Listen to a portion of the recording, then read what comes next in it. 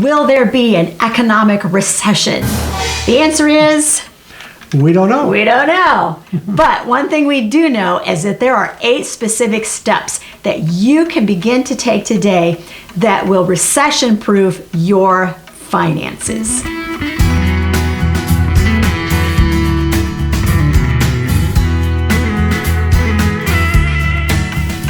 Hi, I'm Hope. And I'm Larry. From Under the Median. Today, let's talk about steps that you can take that will make your money safer in the case of an economic recession.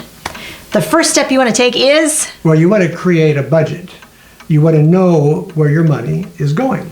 That's right. So, in order to do that, you're going to track your expenses for 30 days, you're going to put them in categories, and then you're going to write that down into a formal budget. Why do you have to write it down? Because if it's just in your head, you're not going to do it, and it's not going to make any difference in your spending habits. So we want you to have a written budget and track every penny that you spend.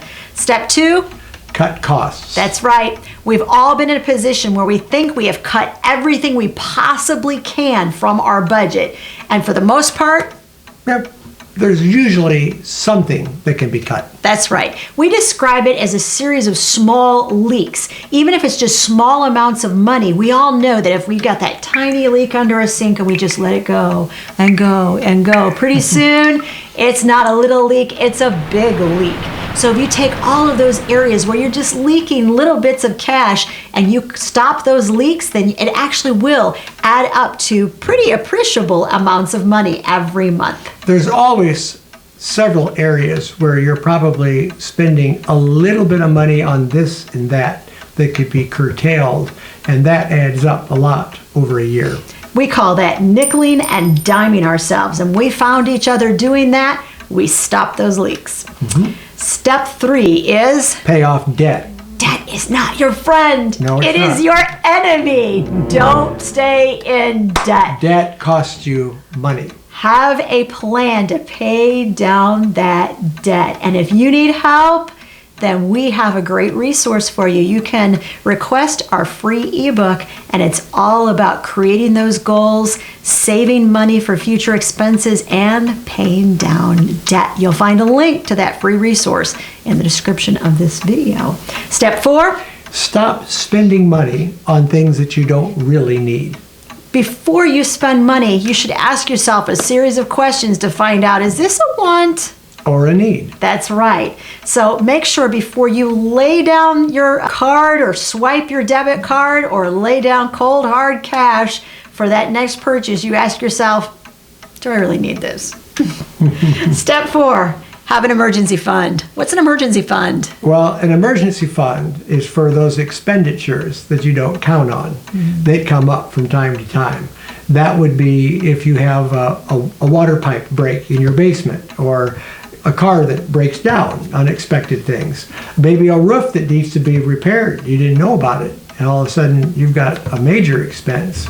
So we all need to have an emergency fund. I notice all the examples you just gave we've had. Yes. So yeah, actually he gave great examples, and I was like, yep, we had that happen and that happened and that happened. And we've had a lot of emergencies over 32 years of marriage. Well, I think those are pretty common to everybody too. So make sure that you have an emergency fund. A beginning emergency fund, we say $2,000 set aside for emergencies. And after you finish paying off all of your debt, then we want you to go back and save 3 to 6 months of an emergency fund, just in case something happens and you need that money. One quick example, I got laid off several years ago, and we had enough emergency money to last us for a very long time.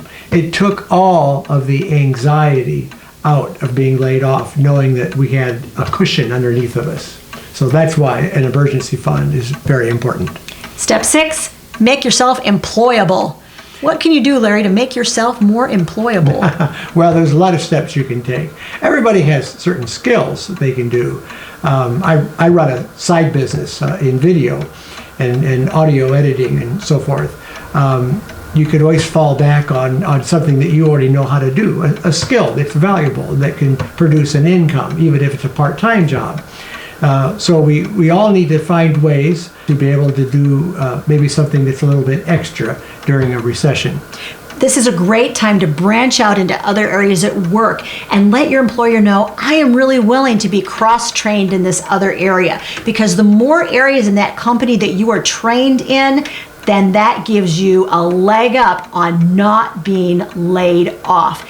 Anytime there is a recession, there is a 50% greater risk across the board that you will be laid off. It doesn't mean 50% of the workforce will be laid off. It just means your chances increase by 50% of sometime during that recession experiencing a period of being laid off. And I was going to say, to plan ahead for this, you don't want to wait until you're in the middle of a recession. You want to maybe make some plans now. What would I do if this happened, or if I lost my job, or if they cut back my hours? What would I do? It's always good to kind of think a little bit ahead. The other thing you can do is find out if your employer reimburses you for classes that you may take that are related to your job field. Taking those classes either online or through a local college, a lot of places of employment will actually reimburse you for those tuition rates. And find out, like, if you get some sort of certifications, if they'll pay for those as well. Anything that your employer will pay for, be sure you're very well aware of all of the perks of the position you're in and just different areas that your employer will actually pay for you to get better educated. Step 7. You should stock your pantry. Have a few extra things on hand. We stock dry goods, things that can keep, things that are shelf stable.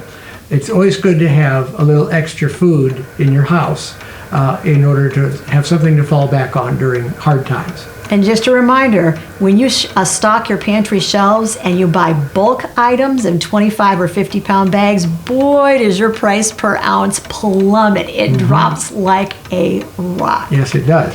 The final step, step number 8. Educate yourself. Now, if what we're saying is foreign to you, or even if you're like, yeah, I've heard all this stuff before and I know I should do it, but I just haven't done it, this is honestly the perfect time to do that. There are so many opportunities available for you to learn about finances and how you can better handle your finances. And of course, we're excited to have you here at our channel, and we're happy to be a part of that. But read books, go to your local library. There's always a section that has those how-to books on how to handle finances. Check out a few and be sure to read them and implement what you are learning. So educate yourselves. And if you need more help, we have got you covered. I want to remind you that there's a free ebook. There's a link in the description of this video, and you can request that free ebook. It's a resource that will help you learn to set some goals, set some savings goals, and also set some goals for paying off debt. It's yours absolutely free. Hey, be sure to like this video, share it with friends, and subscribe to Under the Median before you leave today, because every Monday we drop a new video that shows you exactly how you can live with a spirit of joy and abundance on a shoestring budget.